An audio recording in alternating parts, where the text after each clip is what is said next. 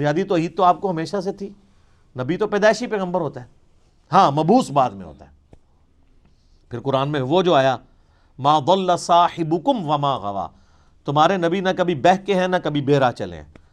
تو وہاں تو خود اللہ تعالیٰ ہمارے نبی کبھی بھی بہک کے نہیں ہیں. تو ووجدک ضالا فہدی کا ترجمہ وہی بنتا تھا جو اعلیٰ حضرت نے کیا ہے, یا مولانا مودودی نے کیا ہے, یا ڈاکٹر اسرار صاحب نے کیا ہے. تو اس طرح کے مس ہینڈلنگ کی وجہ سے پھر الٹیمیٹلی نقصان ہوا. لیکن اب کئی چیزیں ایسی ہیں جس میں مصیبت کھڑی ہوگی. مثلا لا اقسم بہذا البلد, اس کا ترجمہ سب نے کیا ہے اے نبی میں تیرے شہر مکہ کی قسم کھاتا ہوں. اللہ تعالیٰ نے مکہ کی قسم یاد فرمائی ہے,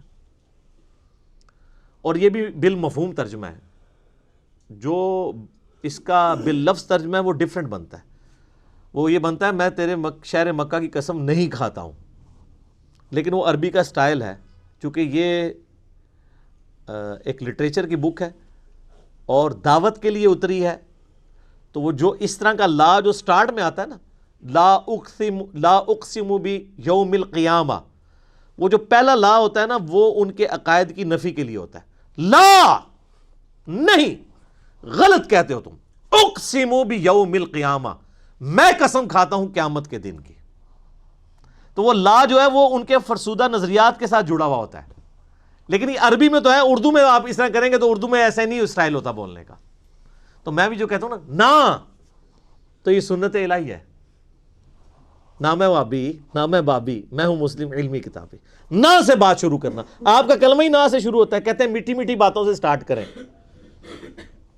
آپ کا کلمہ ہی نہ سے شروع ہو رہا ہے. لا پہلے نفی کرنی ہے, پھر اس بات کوئی معبود نہیں سوائے اللہ کے.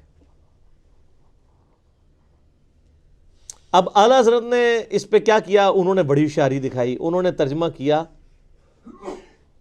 کہ اے نبی مجھے تیرے شہر مکہ کی قسم. باقیوں نے ترجمہ کیا اے نبی ہم تیرے شہر مکہ کی قسم کھاتے ہیں. اب دونوں نے سیم ترجمہ کیا, لیکن بریلوی نے کہا اللہ تو کھاتا نہیں ہے. ہاں دیکھیں گستاخ ہو گئے ہیں, انہوں نے کھانے کی نسبت اللہ کی طرف کر دیا ہے. اللہ تو کہتا ہے نہ اسے بھوک لگتی ہے. وہ تو قرآن میں سورہ نام میں ہے نا کہ اللہ تعالیٰ تم سے سورہ ذاریات میں کھانا نہیں مانگتا, وہ تو خود تمہیں کھلاتا ہے. وہ کہتے ہیں یہ دیکھیں دیوبندی اور اہل حدیث یہ تو اللہ کے کھانے کے قائل ہیں. اور دیکھیں ترجمہ انہوں نے کیا کر, آپ مذاق نہ سمجھیں, یہ کتابیں لکھی ہوئی ہیں, میں کوئی زبانی کلامی بات نہیں کر رہا ہوں. میرے پاس بریلویت, دیوبندیت, اہل حدیث اور شیعت کا وہ نالج ہے جو ان کے اپنے بڑے بڑے گول کیپرز اور بزرگوں کے پاس بھی نہیں ہے. کیونکہ میں پنجابی اس کہنے لگا وچو وڑ کے نکلے ہوئے ہیں.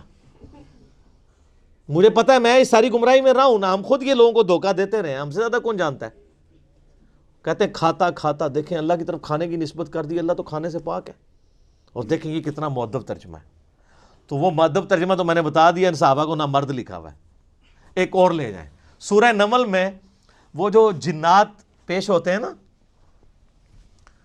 حضرت سلیمان علیہ السلام وہ تخت بلقیس کے لیے, تو قال عفریت من الجن, ایک بڑا دیو ہیکل جن بولا کہ میں آپ کی اس مجلس کے برخاست ہونے سے پہلے ہی وہ لے آؤں گا.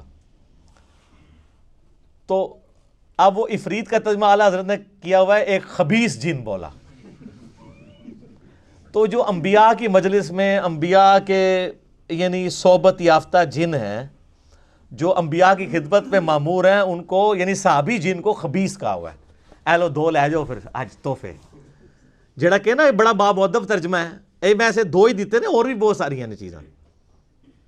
تو عفریت کا ترجمہ انہوں نے کیا ایک خبیث جن بولا, باقیوں نے ترجمہ کیا ایک دیو ہیکل یعنی ایک بڑا طاقتور جن.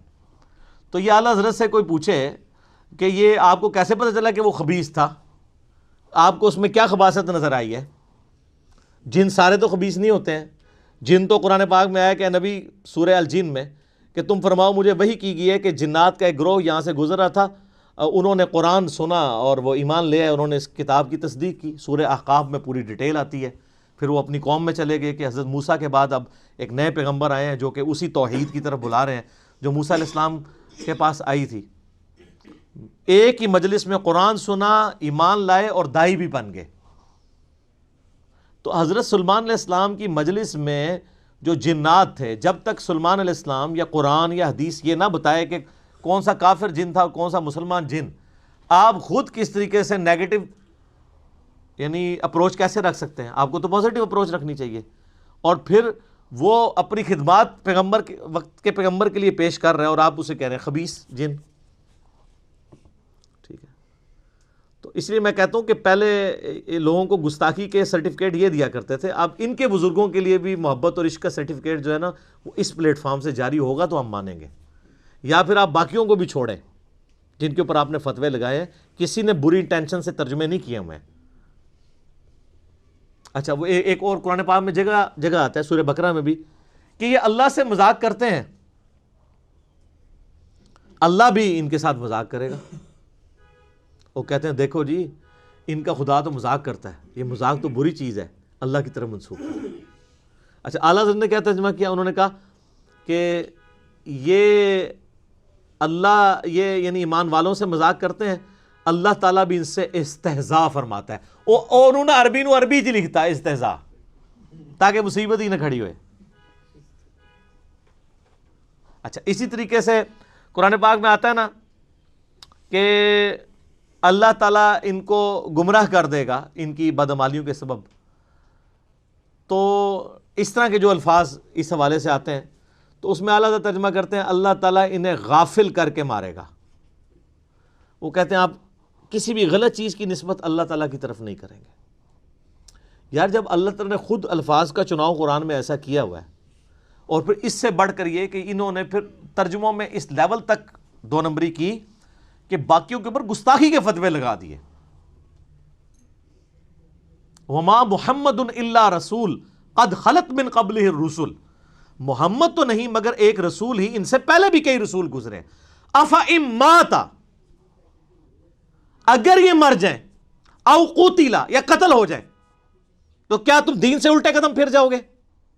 اب اعلیٰ حضرت نے کیا ترجمہ کیا؟ محمد تو نہیں مگر ایک رسول ہی, اگر یہ انتقال فرما جائیں یا وصال فرما جائیں یا شہید کر دیے جائیں تو تم دین سے الٹے قدم پھر جاؤ گے. وہ ترجمہ ہی چینج کر دیا, ماتا کا ترجمہ تھا مر جائیں. وہ میں ڈاکٹر طارق قادری صاحب کی ویڈیو دیکھ رہا ہوں, کہتا نبی کو مرنے والا کہنے والا تم مر جاؤ. تو یہ کس کو کہہ رہے ہیں؟ اللہ کو. سورہ زمر کی آیت ہے انک میت و انہم میتون, اے نبی تم نے بھی مرنا ہے اور تمہارے مخالفین کو بھی مرنا ہے. اب ان سے پوچھ کے قرآن نازل ہوتا تو ہوتا ہے کہ اے نبی تمہارے مخالفین کو بھی مرنا ہے اور آپ کو بھی وصال شریف فرمانا ہے. وصال عربی کا لفظ ہے, یاد رکھیے گا, اللہ نے یہ لفظ نہیں استعمال کیا. وفات بھی عربی کا لفظ ہے اور میت بھی عربی کا لفظ ہے. اب اللہ نے الفاظ کہ افئن مات او قتلا یہ نازل کرواتے قرآن تو کہتے ہیں کہ آپ جو ہے نا اس کی جگہ ماتا کی جگہ وفات بھی لفظ خیر گستاخی سمجھتے ہیں, وصال استعمال کریں اور قتلا کی جگہ استعمال کریں شہید, پھر ہماری تسلی ہوگی, مؤدب ترجمہ ہو جائے گا.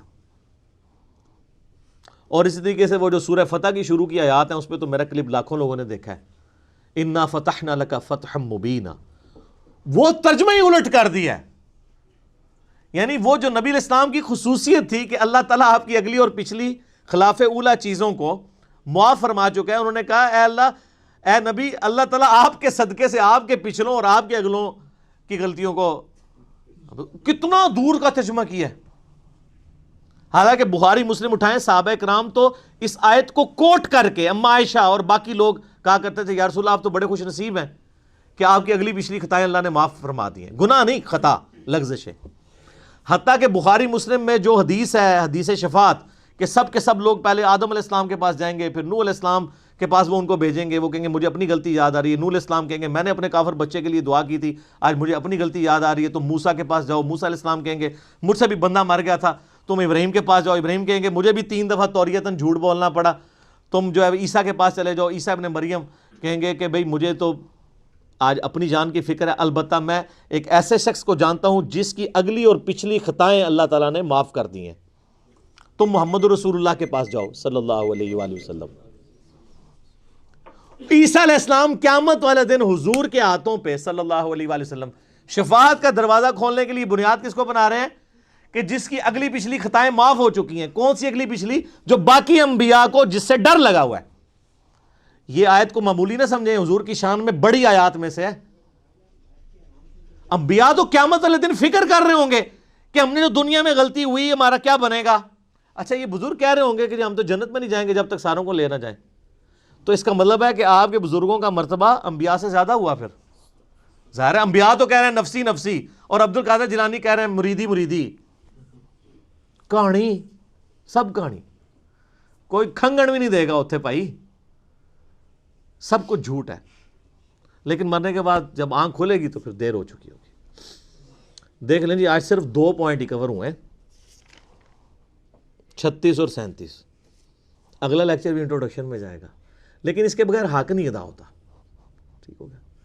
اللہ تعالیٰ سے دعا ہے جو حق بات میں نے کہی اللہ تعالیٰ ہمارے دلوں میں راسخ فرمائے. اگر جذبات میں میرے منہ سے کوئی غلط بات نکل گئی اللہ تعالیٰ ہمارے دلوں سے معاف کر دے. اللہم صلی علی محمد وعلی آل محمد کما صلیت علی ابراہیم وعلی آل ابراہیم انک حمید مجید. اللہم بارک علی محمد وعلی آل محمد کما بارکت علی ابراہیم وعلی آل ابراہیم انک حمید مجید. سبحانک اللہم وبحمدک اشہد ان لا الہ الا انت استغفرک واتوب الیک وما علینا الا البلاغ المبین. جزاکم اللہ خیرا.